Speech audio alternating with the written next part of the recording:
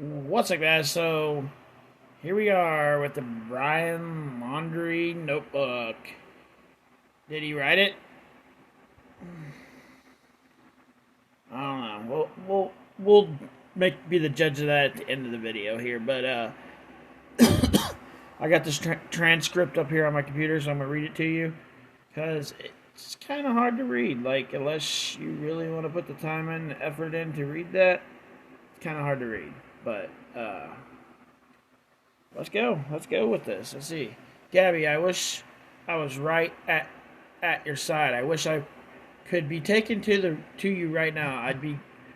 I've been going through every memory we made, getting even more excited for the future, but we lost our future. I can't live without you. I lost every day we could have spent together, every holiday.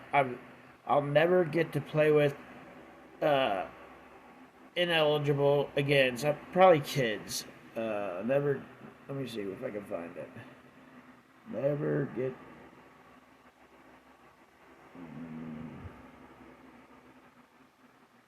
Oh, I don't know where it is.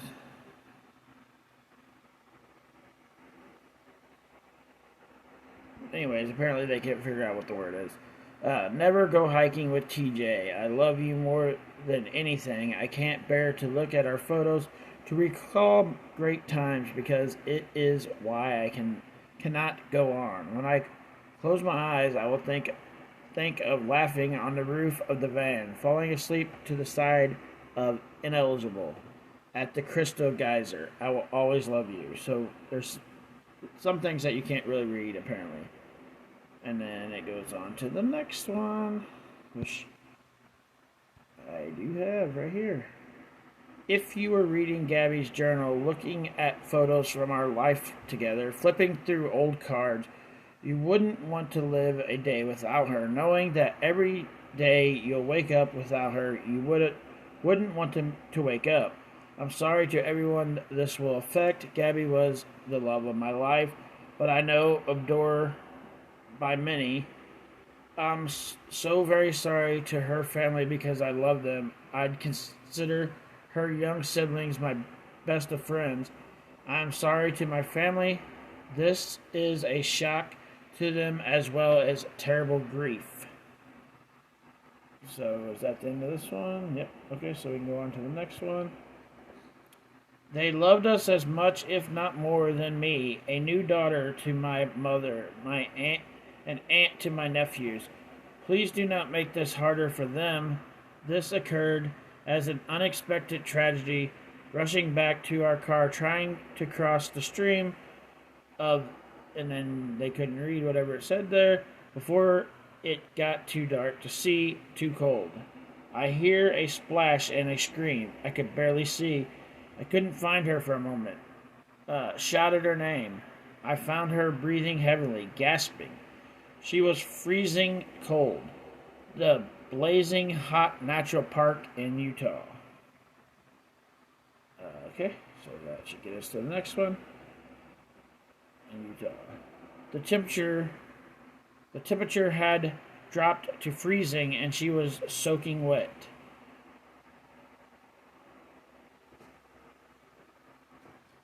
Didn't this happen in like the middle of the summer? Like in August? I mean, I could be wrong. It's been a little while ago, but yeah, I think this happened like in August.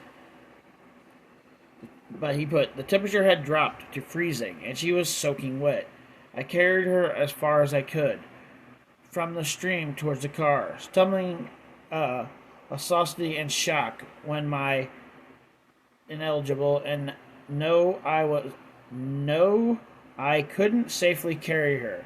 I started a fire and spooned her as close to the heat. She was so thin, had already been freezing too long. I couldn't at the time realize that I should have started a fire first, but I wanted her out of the cold back to the car from where I started the fire. I had no idea how far the car might be, only knew it was across the creek. Yes, this creek was not very far. Like, if this crap he's writing here is true, which I don't believe this for a fucking minute, It was right across the fucking creek. And the creek probably was like barely full because this was in August, I'm pretty sure. And I call bullshit. That's what I call bull fucking shit. Let's move on to the next one.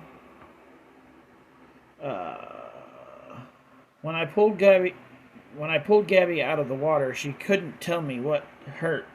She had a small bump on her forehead that eventually got larger. Her feet hurt, her wrist hurt, but she was freezing, shaking violently. While carrying her, she continued to make sounds of pain. Laying next to her, she said little lasping between violent shakes, gasping in pain, begging for an end to her pain. Really? Really, this is what you went with? You couldn't tell the fucking truth? She would fall asleep, and I would shake her awake, fearing she shouldn't close her eyes if she had a concussion. She would wake up in pain. Start her whole painful cycle again. And then ineligible, so they couldn't read what it says. Furious that I was the one waking her. She wouldn't let me try to cross the creek, though thought like me that the fire would go out in her sleep and she'd freeze in the middle of August. I don't know the extent of Gabby's injuries, only that she was in extreme pain. I ended her life. I thought it was the merciful that it is what she wanted, but I see now all the mistakes I made. I panicked. I was shocked. But from the moment I decided took away her pain, I knew I couldn't go on without her.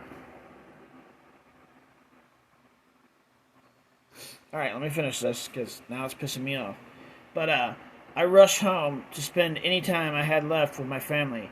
I wanted to drive north and let James or TJ kill me, but I wouldn't want them to spend time in jail over my mistake, even though I'm sure they would have liked to. I'm ending my life not because of fear of punishment. That was 100% why you did it, you liar. Punishment, but rather because I can't stand to live another day without her. You wouldn't have done what you did if that was the case. I've lost our whole future together, every moment we could have shared. I'm sorry for everyone's loss. Please do not make life hard for my family. They lost a son and a daughter. The most wonderful girl in the world, Gabby. I'm sorry. I have killed myself by the creek in hopes that animals may tear me apart, that it may make some of her family happy. Please pick up all the things. Gabby hates people who litter.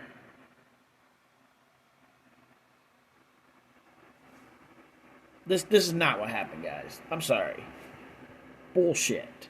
Like, there's been people that's crossed that creek. Like, there's videos of people pulling up where they would have pulled up and crossing the creek to where Gabby was found.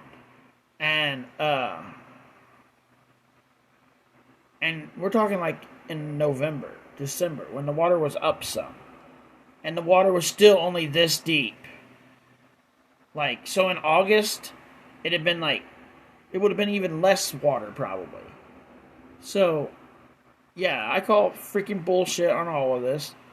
He's a lying piece of shit, and he told a bullshit story that doesn't make any damn sense to go with the injuries she had.